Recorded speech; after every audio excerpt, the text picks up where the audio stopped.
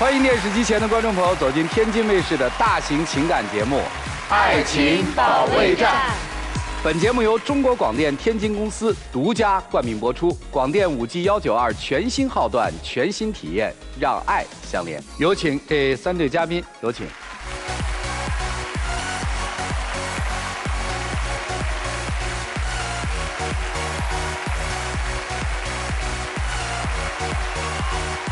首先要疗愈的是本期第1对情感嘉宾，石先生30岁，来自安徽，项目经理；王女士35岁，来自山西，私营业主。他们究竟遇到了怎样的情感困惑？你觉得对方现在有什么变化？他现在越来越不靠谱了，每天一想就烦。说的比唱的都好听，承诺的事情是一件都做不到。你们感情中遇到了什么问题？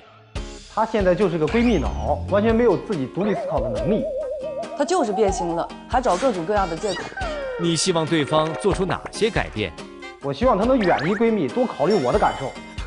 支持我创业，抓紧把婚礼给我提上日程。诉求挺多啊，男方的诉求是关于闺蜜的，女方是有创业，还要早结婚，是吧？对。这个在我们看来，就是在情感当中出现了第3股力量。对。来，谁先说？怎么回事？就是她那个闺蜜啊，是一个特别不靠谱的一个人。之前就是经常混迹于那种夜店呀、酒吧，就这种玩咖，然后每天就结交各种不同的这种异性朋友啊。我很抵触这类人，因为我是一个正经工作、踏实上班的一个人，所以我跟这个人圈子就不一样，所以就磁场根本就不一样。然后呢，他今年呢就是老约着我对象一块儿出去喝酒啊、聊天啊什么的，而且他在有意无意的破坏我们之间的感情。咋破坏的？他出去的时候总会说：“哎呀，小石这个不好啊，那个不好啊，没有钱呀，没有潜力呀。”他回来就跟我吵一架，就是有意的在破坏我们。然后呢，今年他们喝酒喝得比较频繁嘛，有一次就是晚上我去接他们，我就发现她这闺蜜是真的坏。做了啥事儿？就是我去接他们嘛，接她回家。然后呢，我想着给她闺蜜也送回家吧，我本来是好心是吧？然后她闺蜜上车之后呢，就借着那个酒劲儿，就把她送我那个玩偶，就车上那种车载小玩偶，全给扯下来了。然后她就是说她自己喝醉了什么的。然后我觉得她根本就不是一个喝醉的状态，因为跟她聊天的时候思路啊都特别的清晰。其实我对我闺蜜的了解，她人还是挺不错的。她那天她的确是喝多了，她只是对她看不惯而已。那是我看不惯她吗？你说有一次她来咱们家里边，好酒好菜的招待她，然后让她好好玩，让她自己跟那儿自己灌酒，灌完酒之后呢，吐得我们满屋都是。然后回家之后呢，她又跟她发信息说：“哎，小石这准备的菜也不行啊，酒也不行啊，我都喝醉了，咋地的。”酒不行。我就觉得这个人怎么那么坏呢？就我好心的对她，她就是这样的去对待我们，我就觉得这种人我一直都劝她去远离这个人，不要跟这个人过多的去交朋友，过多的有交集。她又不是天天来我们家。再说了，我觉得这没有多大点事儿啊。我好奇，就是吐完之后谁收拾？我收拾的。对啊，她收拾。那为啥不是你呢？因为家里边家务基本上都是我做的多一些。难怪啊！那作为一个大男人，我觉得不至于说就因为这么一件件小事儿，你就一直说个没完。她老说是小事儿是吧？有一件大事儿啊！现在就是想一出是一出。她闺蜜说什么，她就想做什么。她闺蜜说他们要做一个豪车租赁。就是说这个市场还挺蓝海的，然后说这个东西能挣着钱。他之前在北京还有一个比较稳定的工作，还有一个差不多的收入吧，我觉得还挺好的。我们就是把小日子过起来就行了。人家二话不说就把工作给辞了，没跟我商量。我觉得这是个大事儿吧。我有时候就没法跟他商量，就是不等我开口呢，人家就永远都会说不行，不好。不太靠谱。就但凡沾点我闺蜜这个边儿啊，她就说，哎，你这个事儿干不成，那你说我还用跟她商量吗？跟的是你那个闺蜜啊，你那闺蜜本身她就不靠谱啊。所以我多一句嘴啊，小片里面说的支持我创业是指的这事儿吗？对，跟这个闺蜜一起做。对，她根本就不了解这个东西。但是我闺蜜跟我讲了，这个要是做起来的话，因为我们现在刚初期嘛，要做起来的话，这个挣的钱呢可不是一丁点儿的。做不起来呢。对，她就没有想过这个东西，她就觉得她闺蜜说这个东西，她就肯定能做成。她又不想想这个创业有多难，她去做这个东西，她就没有想过，哎，以后的生活该怎么去弄。然后天天就打着这个创业的这个幌子。人家创业我也见过，就是什么去做市场调研呀，然后去收集客户啊，然后有的时候可能还会应酬，是吧？这就是咱们以往就是印象中的这个创业。但他们的创业就直接跳过了所有的环节，就直接到了应酬的环节。但是不懂这个行业，做起来以后，说实在话，那我挣的很多的钱，我跟你讲，养你都没有问题的。还要这事儿做了多久？已经有2、3个月了。现在有营收吗？我已经接触到了，已经很重要一个客户了，但是他不支持我，而且他还去搅和我。你说半夜天天的去喝酒，喝得烂醉，然后我今年工作也特别忙嘛，然后我回到家之后，家里边没有一个人，我还得去酒吧再去接他，然后他天天都是喝得醉醺醺那个状态，我回家之后再给他收拾完，基本上天也亮了，天亮我又该上班去了。你说我怎么支持他？我根本不可能支持他干这种东西啊！确定创业项目是租赁，不是开酒吧是吧？不是，因为前期要一些筹备，还需要一些客户。那么这些客户筹备什么？筹备跟酒吧有什么关系？对啊，没有，我们需要一些客户。客户为什么要去酒吧？对啊，因为我需要是大的，就比如说是那个。什么叫大的？比如说一个大一点的婚礼，就比如说需要一个整个车队，涉及到这一些，整个一个车队，或者说是做生意的人需要充场。他总是妄想，总是觉得这个东西他能挣到钱。哎，这个车的资源从哪儿来呢？资源就是我这个女朋友她给到的。她有一个弟弟，是一个整个的公司，它里边是有各种各样的车。所以你们是个2手资源，对吗？那人家可不可以直接去找这个公司租啊？当然可以了，对吧？啊，对，我们2个现在就是准备着手，就是我俩一起去找这个客户的资源，对接这方面。哎呀。珍惜生命，远离闺蜜啊，只能这么说一句话了。就是嘉宾，你们听听他这个东西靠谱吗？就是我听到我就觉得不靠谱，不靠谱。然后呢，他就打着这个创业幌子，天天去酒吧干什么呀？就是喝酒。她那闺蜜给她介绍各种的所谓的客户吧。有一天我去接她啊，就是一个男的是这么着给她扶出来的，就是他已经喝醉的那个状态，然后扶出来。我第2天问这个男的是谁呀？他说就是客户。你说客户有那么亲密的吗？一个人喝多了，那。出于礼貌性的，那扶一下，那不是很正常吗？你一个女生在外面为什么要喝多呢？这话问的这个东西，你说去了，跟闺蜜去了，那么谁有可能说是我能把持的那么完整，那么一个度？怎么能就说哎，我喝点酒我就可以？因为你是在谈买卖，所以你不能喝醉。但有些时候真的是那些东西是把控不住的。那想要去谈，我觉得就不能去有保留啊。啊，好吧。工作上我肯定是不可能有任何保留的，说我腌着我瞒着，谁跟我合作呀？但是你的工作不是陪酒啊。对啊，我这也不是陪酒呀，我想的是把它能转换成我自己的一个资源。就是我感觉他每次去那儿都是去玩的，然后玩开心了就喝大了。然后有一次就是我在家里边看他手机啊，就他喝醉了，然后我看见他闺蜜给他的聊天记录啊，都是那种给他推小哥哥，而我感觉就不是那个。推客户那种感觉，我今天也把那个截图带来了，我们能看吗，姑娘？可以看，身正不怕影子歪，来吧，一起看。您看一下这聊天的内容。你看这帅不帅？他就是给他介绍对象呢。怎么样？下次喝酒一起？哈哈哈哈，还行吧。哎，我想看后面有什么。后边那一张。骗了吗？你看这个怎么样？这个是你认识一下聊聊，就是她闺蜜。这是你喜欢的类型。我天，这是闺蜜发的？对，就是她闺蜜发的。但是我觉得这个也没有什么呀，也没有什么过分的呀。我只是正常，就是干嘛要揪着他一棵大树不放？您看这说的是什么？就是说别在我一棵树上吊死呗。就是你看他自己回的，还是说你说的有道理。刚才咱们看那第2章里边那小伙子，我那天他说他去见客户嘛，然后我就跟他一块去了，我偷摸去的。然后我就看着那个男的就坐他对面，然后2个人就是喝酒喝得还挺开心，然后有时候勾肩搭背的。当时我一下就火了，就把他拽出来了。我说你这个客户有这么谈的吗？你这不是那个相亲对象吗？我也见过那个照片。那个我正在谈呢，人家就说了，人家弟弟下个月要结婚，人家说了要整个可能有10多个车，一天我能收入多少钱呀？这说到这个节骨眼上头了，直接给我拽出来了。那去酒吧喝个酒，那肯定是坐在一起的呀，而且酒吧人比较多，那挤在一起，那你非得如果说我啊就是存心搂着你了，那你说你这一点，那不是鸡蛋里头挑骨头了吗？哦，好吧。那你要觉得是拥挤，我们也没什么话好说，是吧？啊，行，闺蜜这个事儿就不听了，就到这样了，还有人想结婚是吗？没有，我就觉得她现在被她那闺蜜带的跟之前不一样了，我就觉得我要重新考虑一下我们之间的关系了。但其实我觉得这些都是一些鸡毛蒜皮的事情，没有说造成我们一定要就是因为这么一点点事儿啊，我出去玩了，你不乐意了，你就不跟我在一起了。当你一个朋友在跟你这么说话的时候，同时你还要结婚了，你自己的感受是什么？我的感受，我满脑子想的是要跟他好好创业，我可以分担一下他这边的压力。就是你没有不舒服的感受。反正说好听点，就姑娘比较单纯，是吧？女生你现在是着急结婚是吧？对，我毕竟处2年了嘛，而且我年纪也不小了。你说有几个2年的青春在这么耗着，而且我今年都35岁了啊，所以我也不想这么拖着。可是他这边呢，我有时候就是打电话、发微信，我找不着他人，发个微信可能今天早上发的，中午才会给你回。我觉得我现在回他就已经很给他面子了吧，就是之前他那个样子的时候，就是很稳定的时候，我说秒回嘛，因为我们要结婚嘛，然后感情也挺好的。你说他现在就变成这个样子，我就压根儿就不想回他。你们算订婚了是吧？他年初跟我求的婚，求完婚以后，本来没有闹这些矛盾之前啊，就商量的说双方父母见一个面，然后我跟我这边父母都已经说了。但是呢，我又打电话跟他父母确认的时候，他父母竟然都不知道有这回事儿。我就没跟我父母说，因为我年龄也大了，父母的年龄也大了，他们现在就想着我们能够安定的生活，就是找一个能过一生的这个伴侣。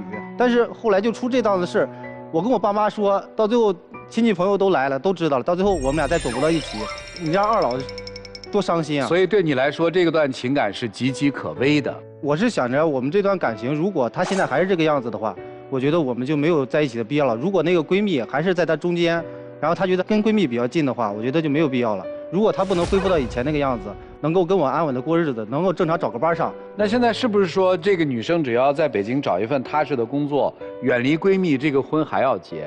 对，我觉得远离闺蜜之后，然后我们俩再把剩下的矛盾解决一下，我觉得我们还可以。剩下还有什么矛盾？因为他就是特别小孩的一个人，就之前吧，我确实也给过他一些承诺啊。去年的时候大家都在家嘛，然后也没有那么忙，家务活呀、做饭呀都是我这边来负责。然后今年不是特别忙嘛，我有时候可能在公司加班个5、6天，我回不到家。然后我回到家之后呢，你就会发现，他就跟个小孩似的，他就是享受那种被别人照顾的感觉，就地上全是垃圾。然后自己坐在沙发上去那儿看剧玩游戏，那些外卖的包装都堆成山了，就堆成垃圾山了，他都不去收拾。那上面都有什么蚂蚁、蟑螂什么的，你看着都觉得这是人住的地方吗？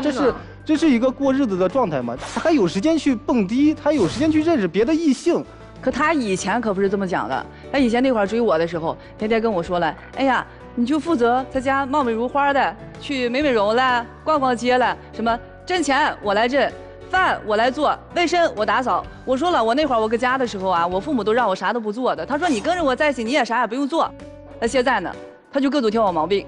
我觉得他就是有其他想法了。我觉得他可能他不是有其他想法，他就是要跟你分手，想法非常明确，要跟你分手。你意识到没有？我觉得这些事情都并没有说已经弄到那种地步呀。你们觉得有问题吗？因为我们家也是做生意的，我觉得这个姐姐就是可能太冲动了，她不应该就是把自己的工作辞了，然后对于做生意这方面是需要天赋和头脑，我觉得不应该那么冲动。你是觉得姐姐缺天赋还是缺头脑？我觉得她太冲动了，还没有姐姐都缺。我觉得我特别能理解这位哥哥，虽然说我的女朋友也喜欢出去玩，但是没有到那种不清不楚的事情。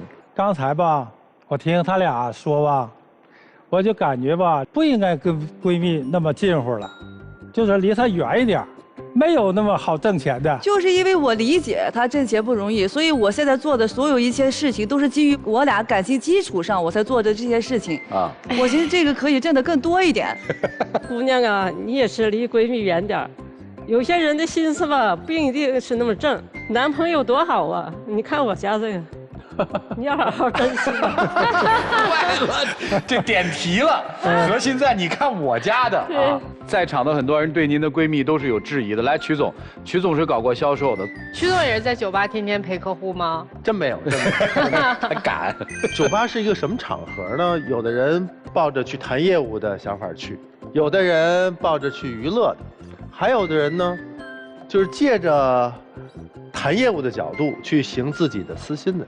这姑娘真不知道那些和你喝酒的所谓你的客户能给你商业机会的人怎么想的吗？我觉得我女朋友她不会害我。你那个女朋友啊，其实实际问题不是出在她身上，出在你身上。她一定会有很多的试探，然后来测你的底线在哪里。你的底线被她摸透了，你没有底线。说实话，那个闺蜜就是你自己心里个镜子。我刚才问你了吗？当闺蜜跟你说那些话的时候，你是什么感受？你没有不适的感受。你对于外面那些花花世界、那些花花草草的，你是心里还有一些好奇，还有一些想法。你这种心理状态，你是不适合结婚的。男生呢，不着急分离闺蜜，闺蜜在这儿挺好。你要做一个清醒的认识，你们之间到底出现什么问题？台下你们好好聊聊，然后再决定是否能够走在一起。我觉得你是一个没有尺度的一个女孩，你不知道在外面你该做什么，不该做什么，什么样的情况我不可以喝醉，而且这种没有尺度也是对于你未婚夫的一种不尊重。还有一点，你老是觉得，哎呀，这个男人曾经给我过那样的承诺，那是一份美好的愿望，但是你不可以让自己的生活蟑螂在地上跑来跑去的，这样的生活，这样的女生，我想想哪个男生都不可以接受。我希望这位男士理智的选择。你今年35岁姑娘是吧？35岁。我觉得你心智也就3岁不到。就从几个方面，第一，闺蜜说什么听什么。创业不是你在创吗？难道是你在给你闺蜜打工吗？不是，不是吧？不是。所以你应该去做一个正常人要做的一个创业者要做的一个判断能力，对不对？这第一点。第二点，张嘴就来，你说让我在家貌美如花的呀？这个年头了，35岁了，您还信这些鬼话呀？这是我说你自己的几个问题啊。还有一个最大的问题，姑娘，你现在最严重的，你知道是什么吗？就是你已经被那个挣大钱这3个字把你的双眼给蒙蔽了，你已经没有任何自己的一个底线了。如果我们真的是在创业，你应该是没日没夜在做客户，在做调研。你们应该是约在一个喝咖啡的地方，或者约在一个什么地方，我们具体来谈你需要多少辆车，你到底是一个什么样的情况，我要给你做方案的。请问您在酒吧怎么做方案？在黑的连字儿都看不见的地方。如果是你的未婚夫，他现在每天晚上要泡在酒吧谈事情，然后告诉你说我要创业，你还要继续嫁给他吗？所以姑娘，你醒醒吧！我觉得他跟你分手一点毛病没有，而且你现在真的也应该要分手。如果再有一个人这种无底线的兜着你，还能跟你结婚的话，你往下坠的速度会更快。现在是叫醒你最好的时机。是这样，你的未婚妻呀，既要你，也要灯红酒绿。对，你是什么呢？你刚才整个生活态度就是凝练了俩字儿，叫稳定。你是想要稳定，你未婚妻生活当中在35岁，她也需要一个稳定，但同时又舍不得放弃灯红酒绿，所以她就是既要又要。你信一个35岁的人，咱们不管男女，一个35岁的人，那早都是见过职场、见过江湖的了。你信他单纯到不理解他在做什么吗？不信。所以他做什么，他心里很清楚。所以别这样，他是想过日子，你是需要过日子，但你不甘心只过日子，以创业的名义不务正业。女生，我觉得就，咱先把创业这个事儿弄清楚，什么是创业？说白了，您这个不叫创业呀，您这就是中间商挣差价呀，怎么还把它描绘的那么大呢？这里面其实核心的有一个东西，人家有一句话说嘛，在你凝望深渊的时候，深渊也在凝望着你。你用了一个我要挣大钱，我挣了大钱，你怎么样怎么样怎么样？你对生活的一个幻想就是贪欲嘛。当你凝视贪欲、追求贪欲的时候，贪欲实际把你吞噬了。如果说核心的话，其实就是一个字：懒。你的生活态度已经决定了你一定会向那个方向走。我们没有办法去想象一个35岁的成年人会吃完外卖之后自己不收拾，怎么35岁还有这种一夜暴富走捷径的这种想法？怎么到了35岁把自己不会做家务的千金小姐的身份蹲在这个地方？所以你们先冷静下来，婚这件事儿先别着急结了，对，先把结婚的事儿放一放，冷静的思考一下，然后再怎么做，好不好？好，谢谢两位，来请坐。我们有请下一对。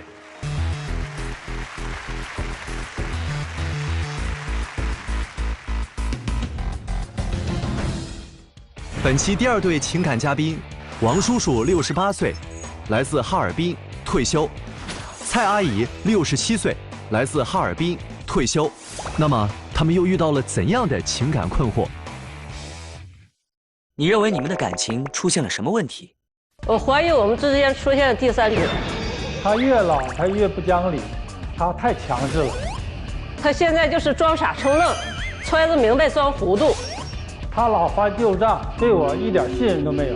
你希望对方做出什么改变？我希望他把心思放在家上，否则这日子真的过不下去了。别总是听着风就是雨，都这么大岁数了，多丢人呢。中国有句话，无风不起浪啊。为什么说听风就是雨啊？风哪来，雨从哪儿起呢？咱就从风雨开始说起吧。就是60多岁快70岁的人，从您这嘴里冒出第三者，当时真是给我们惊住了啊！怎么了？最近2年吧，我发现他有一个老情人，我说他呢，他老说我想得多，净给人往坏处想啊。来到这儿呢，我就想请各位老师给我评评，是我想的多，还是他俩之间有事儿？从下岗以后吧，他跟单位同事就不怎么来往了。近2年退休了呢，又来往了，聚会也多了。有一次呢，我出门碰着邻居大嫂，大嫂说：“看着你家老公和一个女的搁街上散步呢。”通过同事打听呢，原来是他的初恋。他俩处过对象吧，感情挺好的。是以前那是年轻时候处过对象，我的父母吧还挺高兴的，但是人家女方父母呢就有点不同意。后来呢，给女方呢人又单找一个，这事儿都过多少年了？对呀，40多年了这啊，现在他又提起来了，他早已经翻篇了都。是我提起来了吗？你们最近不又联系上了吗？不管是联系上了，还带他出去旅游呢。有一次吧，我儿子说回来晚上来吃饭，我叫他去买菜去，一买菜3、4个小时不回来，我就给他打电话吧，打2、3遍不接，最后那边接了。我说让你买菜，你干嘛去了？他说我现在在2城呢。我说这买菜怎么一高子撩2城去了呢？啊，是那么回事儿。这早上起来吧，我去买菜去。又碰上我们这同事的好朋友了，他说呀，在2城靠那山边上有块地，又有果树，还有菜园子，那地方还能钓鱼。他们打算在那个地儿上想买下子，说让咱们去这几个人去参谋参谋，看看这个地值不值得买。里边有那个初恋，有啊，他们拍的照我看着了，有那个女的，有，跟他还坐一个车，挨着还。他那是怎么的呢？前个2台车走了，我坐到后边的台，完了那女的来的晚，我都不知道她也去看去，都是那什么一个单位的，能不知道吗？那女的吧，那个女的就是冲着他去的，装傻充愣。阿姨，那女的她有老头吗？家里？没有，离婚了。什么时候离的婚呀？哎呀，那完了更说不清楚了。哎，你们不要这么八卦行吗？听叔叔阿姨讲，他就看人家那离婚了，本来一个单位的挺熟的，见过面有啥事儿吧就找我，他就不愿意。还有一次给人家搬家去，他跟他妈妈打电话吧，开着视频，他妈说：“你给小娟那个搬家搬咋样了？”我一听怎么还有搬家的事儿啊？等他回来，我就问他：“你是给谁搬家去了？”全头不承认。我说：“你别不承认，你跟你妈打电话我都听到了，还给人家屋里收拾的妥妥当当的。”哎呀，哪有？完了呢，还搁人家吃完饭回来的。我养了一台那个货车，完了去找车的，他看着我熟这不一个单位的吗？原先再说还处过对象，你还往里栽？哎呀，你就是一个单位同事，不就完了吗？他这些事儿能不叫我怀疑吗？他就是想太多了，其实吧都是正常的事儿。完了，人家离婚了，孩子吧还在远地方，你说找找我就帮忙呗。哎呀，他就是不愿意呀，一天的和我干仗。现在经常聚会，聚的可频了，一个月得2、3回。哎呀，没有那么多，像他聚会呢，每次吧，都有那女的，他们那里头有我一个同事，就爱照相，还发朋友圈。我就在朋友圈里看着的。完还有一张相片，他们聚会走的时候，还看着他呢，还搀着人家呢，搁那搀着人家往下走去。那天他真的。那天吧，多少年没见面了，都挺高兴的，喝点酒，完了有的给照相，完了，他呢那天喝多点了，就是往下走，楼梯一下把脚脖子崴了，完了我就扶着她，还有一个女同志，上跟前有一个骨伤科，给她上药啥的。别人不扶呢，就你去扶啊。她也和别人不熟啊，完了。你说那脚脖子崴了，你说咱就那什么帮着把着点就跟别人不熟，他干嘛要去参加那聚会？他参加那聚会，难道只因为和您熟吗？没事儿，他想太多了，太除了这个，您觉得他们有事儿，还有什么证据让您觉得他们有事儿？哎呀，还上他妈家献殷勤呢。有一次我到我婆婆家，我婆婆跟我唠嗑，哎呀，小娟子前2天又来了。又给我买些营养品，买的奶，哎呦，哎呀，还给我按摩，哎呀，那屋里还给我收拾挺妥当的。这个小娟吧，原来是我妈的学生，完了不是聚会嘛，都问老师咋样啊？我说这2天啊身体不太好，住院了，这才出院。他说哪天我去看看去，就这么事儿。从这以后吧，他的事我都盯着点儿啊。有一次呢，他出去了哈，忘带手机了。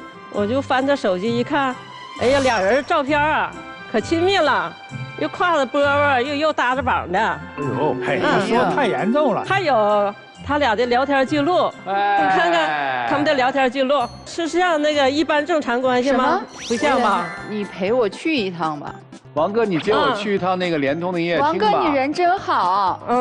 不是，其实吧，我们这同事吧，挺老实的，在外他没有外交人啥的。一点儿不老实，叔叔啊，他一点儿不老实。他有时候他一点不老实，是不是老师们？你看看他唠的嗑，你看是我给你送过去，咱俩吃饭，还是你来？当我为老找借口。哎呀，你给我送点东西，我缺这个了，缺那个了，老找机会让他出去。对，你说每次干活就干活吧，还必须每次把那工具都得落那儿。对。那女的吧，挺本分的，其实老实巴交的人，其实吧，她就想的太多了，根本就没那回事。是老实巴交吗？你瞅瞅你的聊天记录。咋的呢？她离婚了，又有点啥活，你说她认识我，你说我再不给人帮着干点活，其实没有那么些事儿。怎么没有啊？没有，他这说的啥？不是，核心在这儿呢。下一句。我真的觉得老师就像我妈一样，哎呀，比我妈还亲。对呀，比我对我婆婆还亲点。能把老师变成老妈？对。什么情况下？啊，当儿媳妇的情况下。你们俩有事儿没事儿？他原来和我妈关系就挺好的。我跟您说，您是跳进黄河洗不清。真就洗不清了。这个我问几个问题好吧？先问阿姨啊，您还是挺在乎她的，对吧？是。您今天来是要跟她干嘛？哎呀，就因为这女人，我们干过多少次仗。我老说离婚，她不同意。你要离了婚，她不正好就跟娟子过一起了吗？这么大岁数还离啥婚呢？得让人多笑话呀！大哥啊，我就问您3个问题。第一个问题，一个单身女人，您去给人搬家并且收拾家，您觉得这个做法合适吗？反正还也是有点不妥当。哎，有点不妥当。第2个问题，一个单身女人，家里头经常坏东西，这物业可以修，对吧？就是嘛，这社会上也有人修，她老找您去给他们家修，是把您当成了免费的劳动力了呢，还是把您当成了什么？你给琢磨琢磨。我在单位吧，就是当过维修的啊，干点会干点。所以他是不是占您便宜了？这个总饺子吧，挺熟的。有多熟呢？原来不是在一起？对呀，原来还在一起过。对，不需要避嫌吗，叔叔？对呀，就这意思。我就寻思是帮干点活。好。一个弱女人。哎呀，人家给您发那消息，显得可是自己真弱呀。啊，人家显示自己越弱，您越大男人呢。问第3个问题啊，您觉得您家里这个媳妇儿更需要照顾，还是小娟更需要人照顾？当然得照顾媳妇儿了，她那边是次要的。那边跟您有什么关系啊？次要的。次要的可以不要。你们看完之后有什么想法？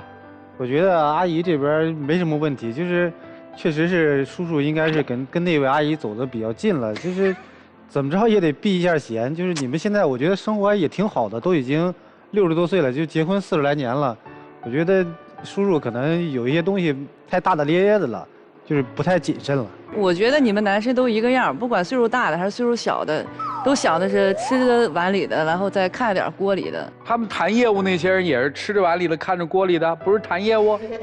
没有，我指的是不是我，他这话一出口，你就发现他对男人就觉得那个。对，你可不幼稚哦，别人都以为是你是幼稚，我看你真不幼稚。这叔叔阿姨，我觉得他们的孩子知道，可能关系也会不太好。因为我是晚辈，我听着这个事儿就也不太对劲啊，不对劲了。我是觉得吧，这个叔叔，我不知道您看不看得出来，那个阿姨就是对您有没有点什么？但是作为一个女生的角度的话，我觉得那个阿姨肯定是对您有点什么的。儿子知道这事儿吗？不该让他们知道。委屈的。我觉得刚才那个小姑娘问了您一个特别好的问题，也是我想问您的，就娟子对您有点意思不？没有，他那人老实，比较老实，不是想象那样的。哎呀，比较老实。你这话自从我听见过，哎，好像那个35岁的小姑娘说过类似的话。不能，没有，我是为业务去的，你是为友情去的，对吧？一个酒吧，一个娟子家，基本上异曲同工。您不能揣着明白装糊涂啊！有好日子不过，非得想整点花样出来，是不是？这退休之后，一下生活变得没有像以前那么丰富了，一下空虚了，想去寻求刺激。停，这顶多是娟子大姐使唤一傻小子，难得傻小子乐意，没你说那么复杂。我都快，人家68了，咱快奔70的人了，没长个会。哎呀，咱们这是一次糊涂的经历，是吧？你就得把它看成糊涂的。那好，甭管你是真糊涂，还是假傻。如果您还做这样糊涂的事儿，那您就一定会有一个糟糕的结果，就是这么大岁数了，阿姨离开您了，名声也不好听啊，他要不干，我就彻底跟他离了。所以把咱那点小心思吧收一收吧，啊，现在真的是需要踏踏实实的过日子，要去享受那个平平淡淡的幸福。叔叔，我真是觉得您口口声声说那个老娟阿姨，我觉得她真的是。就是我一点也没看不出他老实，然后又找您修这个修那个，明明知道你们是以前的恋人，明明知道是孤男寡女，她现在没有老公，然后他找您修这些，然后还亲切的说什么是叫您母亲叫妈妈，对吧？就跟我自己亲妈一样，然后又睡不着了，哎，我觉得他一点都不老实。还有这阿姨，您千万不要中计了。该对老公好的时候，你就对老公好，因为你这头越那个什么，就等于是把他往外推了。千万不要中计了，我只能说到这儿了，还希望你们俩好好过下去。来，山大老师，咋办呢？这个小姑娘啊，她一提前任，她就控制不住，她情绪就失控，是吧？对。那你就说吧。就是前任就应该像死了一样，对，永远老死不相往来。沉默了这么多年了，为什么到老了还要兴风作浪呢？就现在我站在您老伴儿了这个阿姨的这个角度来说是什么呢？就是我心里会不爽，我会不高兴，我也知道你们没什么事儿。那时候这么大岁数了，本来女人对于男人的初恋就会很介意，您不会不懂。您想想，您老婆有一个初恋，每天在一起，然后2个人一起出去玩了，然后一起吃饭了，没事还独处一室了，搬家他会去帮着收拾，您心里乐意吗？对，不愿意，对吧？对，不乐意吧？那断不断呢？断吧。还联系吗？不联系了。阿姨，我觉得就是到这个时候了。我刚才虽然那么说，叔叔啊，但是说到这儿，到这个时候，我觉得咱得放宽心，活自己。他爱怎么着怎么着去。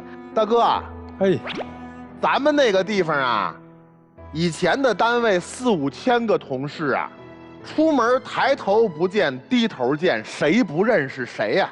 您呢，哪怕作为被使唤的傻小子，您乐意，但是我们是庸俗的大多数。这个时候，哎，你听说了吗？咱们单位以前那老蔡大姐，就她老公，跟自己妈妈当初那女学生，哎呦，40多年了。还没忘了呢？没有，不是，就是后来联系上之后，人家那女孩离了婚了。对，2年前为他离了婚了。这么大岁数还离婚呢？可不，然后现在没事老上那大姐家去。你看，那就是那蔡大姐，就是她老公，就是她老公上人家，给人家那个离了婚的单身的大姐，还一起出去玩。对，说不清道不明。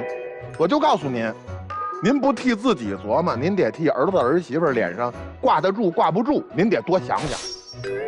小娟无所谓啊，小娟无外乎就是占便宜，就是使唤一个上门白给自己修水管子的。您这给人卖把子力气之后，这一家子这，哎，十里八乡都认识您啊，何必呢？其实真没什么好说了，到了这个岁数了，人生活的其实比我们明白。你就发现嫉妒这个是不分年龄的，就是你是18岁他会嫉妒，你是98岁、108岁他还会嫉妒。刚才雷老师模拟的那个是中国的那个成语，叫人言可畏。哎，就这个事儿就是经不住别人说。对。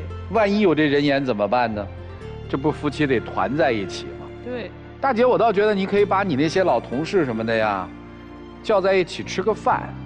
今天的主题就是请娟子同志吃饭。听说娟子离婚了，对吧？给娟子介绍个老头嘛，有什么不行的呢？哎，对对对。我再问叔叔一个问题啊，您这一辈子爱的女人是谁呀？啊，还是我爱人。谢谢两位啊，那个就请回吧。来，我们听年轻人的，这隔着好多代的啊。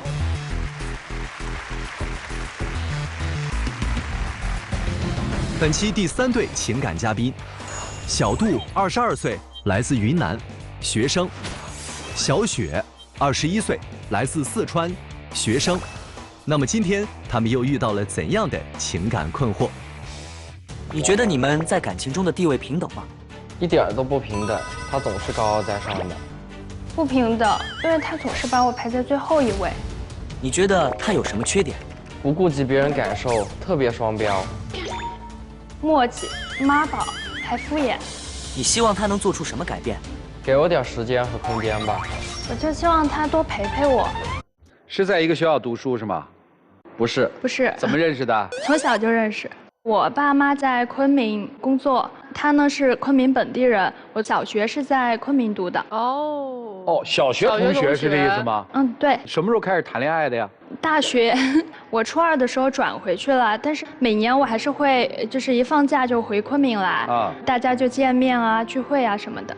他是我第一个喜欢的男生，到了上大学，我主动的拉近跟他的关系啊、距离啊，然后走到了一起。但是呢，我就觉得他什么事情都要跟他的兄弟说，我感觉他跟他的兄弟狼狈为奸，而且他的朋友比我更加重要。因为有一次呢，他带了我去跟他的朋友一块吃饭，当时大家吃完饭呢，就走到路边，他跟我说他要回家了，当时我就以为真的回家了，但是呢，我回家了之后呢，发现他们在我走之后还去了他那个朋友的酒吧玩。我就觉得他跟他的朋友一起哄骗我，计划着先把我支走，然后他们再去玩。他们也是中途决定的，难道说你都回家回到一半了，我又把你扯回来吗？可是我觉得你完全可以打个电话让我直接过去啊。但是如果你会体谅的人的话，你应该给我一点自己的时间吧，总不能我只要一有时间我就要跟着你后面。他总有借口，总有解释。他作为我的男朋友，他在他的家人面前也不会维护我。有一回大年初4去他奶奶家吃饭，当时家里来了很多老人，做的比较清淡。当时呢，我就坐在他和他妈妈中间，他妈妈就说，如果我想吃重口味的东西的话，就单独做给我吃，就问我想吃什么，我就说阿姨做什么都好吃，吃什么都可以。当时你不是这样回的，你当时说的是你做的好不好吃嘛，要不然后面他怎么会说一句，哎，你不要这样讲。就算我说的是你做的好不好吃嘛？我觉得也没有问题啊。因为如果是我妈妈说要做一道菜给我吃，我就会那种撒娇的语气吧，就说妈妈你做的好不好吃嘛？就这样问她。其实说什么都不是重点了，姑娘，就怎么在你的生活里把这男孩看得这么重啊？就是你好像完全被这个男生带动了你所有的情绪。就是我是真的挺喜欢他的，对吧？就是能感受到嘛。这里面其实就有任性，有其他的东西。男生，你有什么困惑，你也可以说说。我们俩的家庭条件差得太大了。有多大？他家是相当于做生意的，然后我爸爸是打工，然后我妈相当于一直都是全职太太，所以很多时候我真的没有办法平衡我们俩的那种想法啊。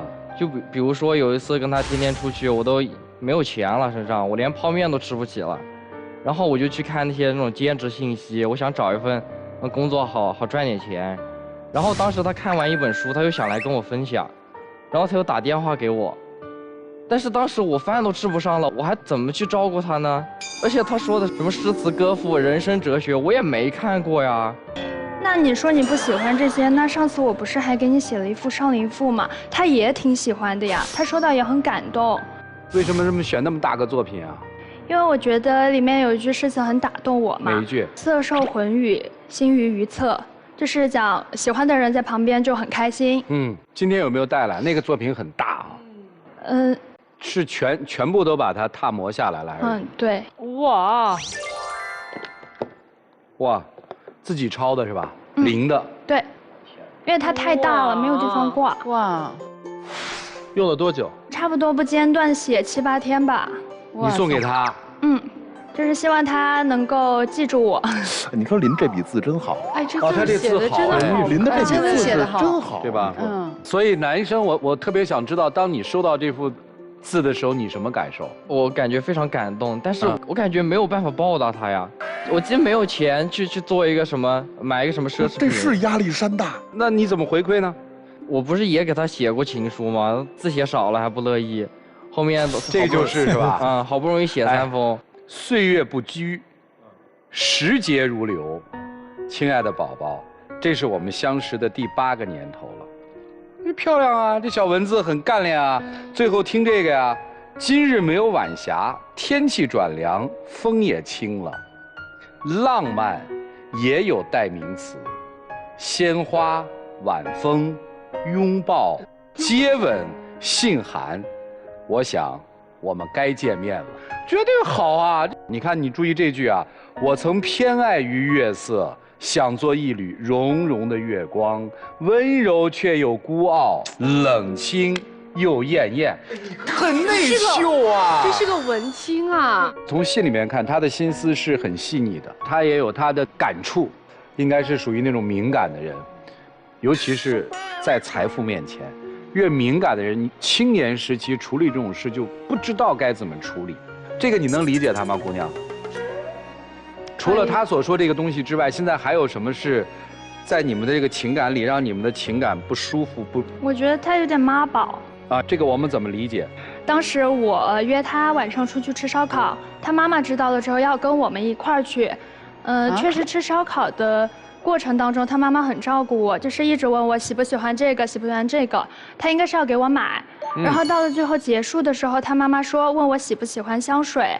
我当时的本意呢，就是想替他妈妈省钱，我觉得不要浪费这个钱再买了。我当时就回答说，阿姨，我的香水已经很多了。就是我当时是脱口而出的，可能也有点紧张。当时我看他妈妈的反应是没什么，但是到了我俩单独在一块的时候，他就说你的这个情商啊，又开始批评我。我觉得那句话就是不太礼貌的呀。本来差距就大，什么叫我香水已经很多了？难道说你是嫌弃？况且我也没有妈宝啊，我只是在乎你们俩的关系。可是我觉得我跟他妈妈的关系没有问题，而且我觉得也没有涉及到没有礼貌这个层面，顶多是当时回答欠佳吧。你是实话实说，对方听起来很刺耳，你没发现这个问题吗？他是很难做到融通的，就是你没有这样的生活经历的时候，你的感受你是很随意的、很低俯下来的，就像你男朋友给你写这个信一样。这个男孩子用了很多隐喻啊、比喻啊，在写他们爱情的，他写的不是那么直白，就他很小心谨慎的在做一份表达。你的那段话，我们听起来没有什么问题。你跟我交往的时候，比如说我对财富这件事，我一点不在意的时候，我香水很多了，这句话在我的心里面是不会留下任何印象的。但是你给一个买1瓶香水，可能就要1个月的生活费或者怎么样的人，听到这句话的时候，就会很刺耳，你能理解吗，姑娘？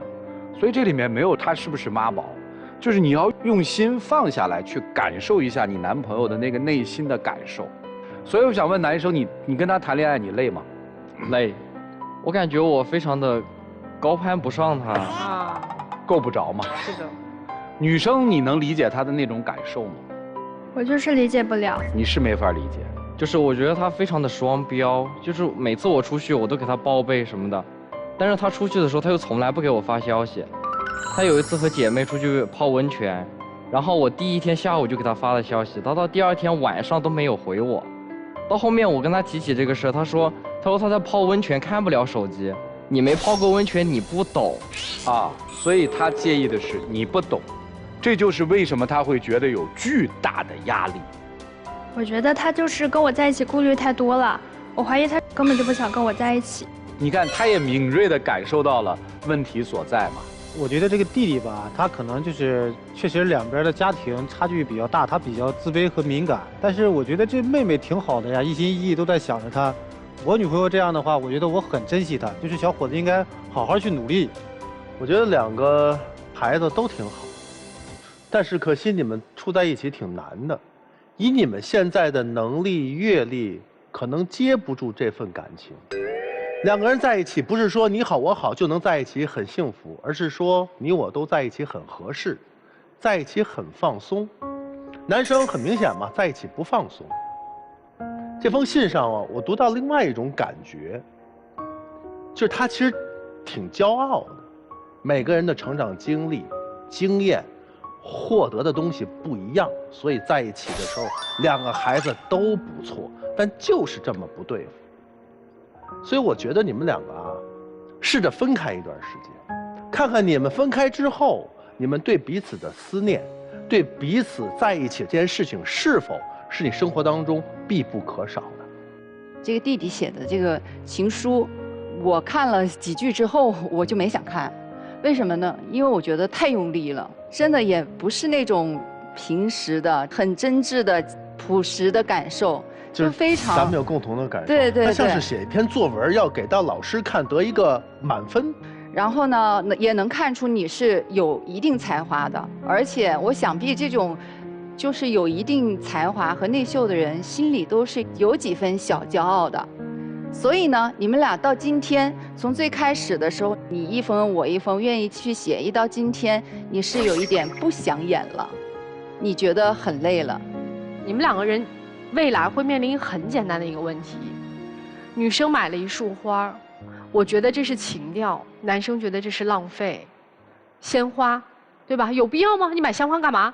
但是女生就觉得，我觉得心情好啊，就是这是生活的仪式感。仪式感。但是男生就会觉得这不是浪费钱吗？而且还有一点，姑娘，我不觉得你瞧得起他，你喜欢他是真的喜欢。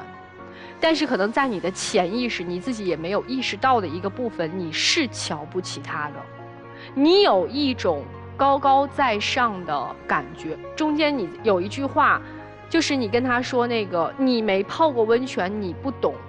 然后包括你对他妈妈的态度，如果你那么爱他，你应该会考虑到，应该会感受到他的感受，然后去包裹他那个自尊心。但由于可能你少不更事，对，所以你可能没有理解到，你的那些话，我觉得你的潜意识里，你是有优越感的，而且你喜欢这种优越感。你女朋友给你这份礼物，你现在给我说一下，这边8个字，这边8个字，这边8个字是什么？写上领妇得心上人。那这边8个字是什么？色欲与你心怀于侧。色受混语，您又说错了。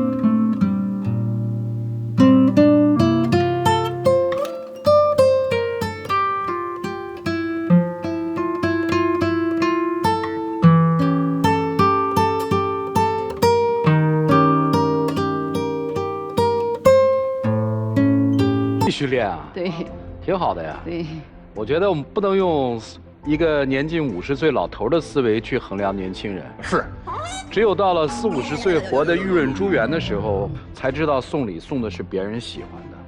年轻时候送的一定是把我认为最好的掏给你。这个我觉得姑娘没有任何问题，小伙子也没有任何问题，我看到了，我觉得就是真挚的。很干净的。这个我跟雷老师在这个角度上面是完全不一样的。就是我不认为这个礼物是说你自我欣赏，我不这么认为啊，这是第一。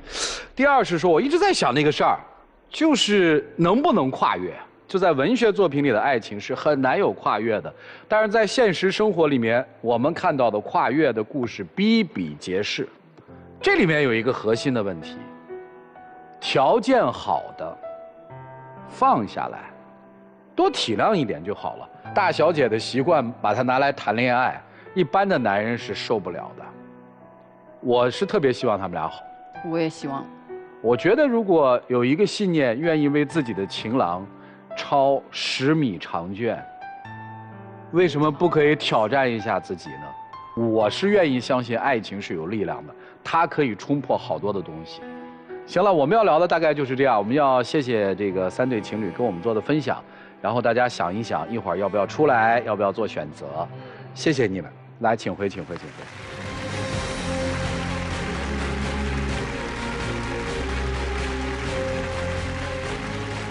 电视机前的观众朋友，欢迎登录优酷视频、腾讯视频、搜狐视频收看节目的完整内容。那么，第一对未婚的夫妻，他们会作何选择呢？让我们来看一看，请开门。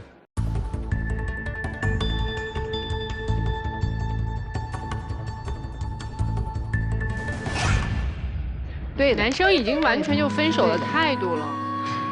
对，其实今天男生就是来找一个台阶体面的分手的。接下来我们来看看。来自东北的这对结婚了40多年的老夫老妻，他们会作何选择呢？请开门。好好过吧，叔叔阿姨们，是不是？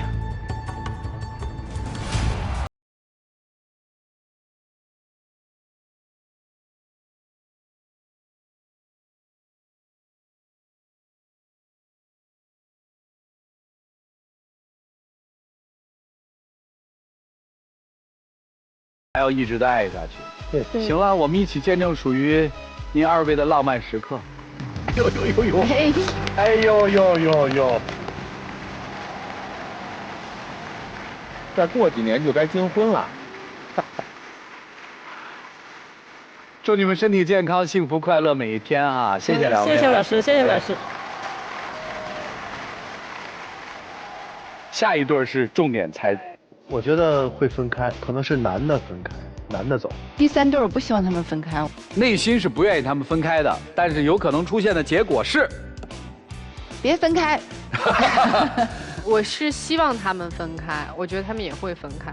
最重要的是，弱的这个人他要有强大的内心，强的那个人他又要有过度的就是同理心，这样2个人才能走到一起。也就是他俩都没有调嘛。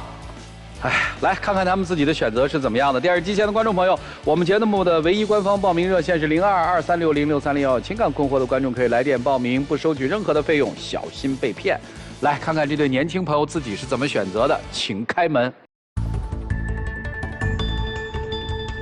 走了，走了吧？走了，走了。哎。这个就是生活哈。电视机前的观众朋友，我们的节目是由中国广电天津公司独家冠名播出的。广电5G192全新号段，全新体验，让爱相连。祝每一对走进这个节目的朋友都能获得他们想获得的，他们想要的，属于他们自己的幸福。感谢电视机前观众朋友的收看和陪伴，我们下期节目再见，谢谢大家。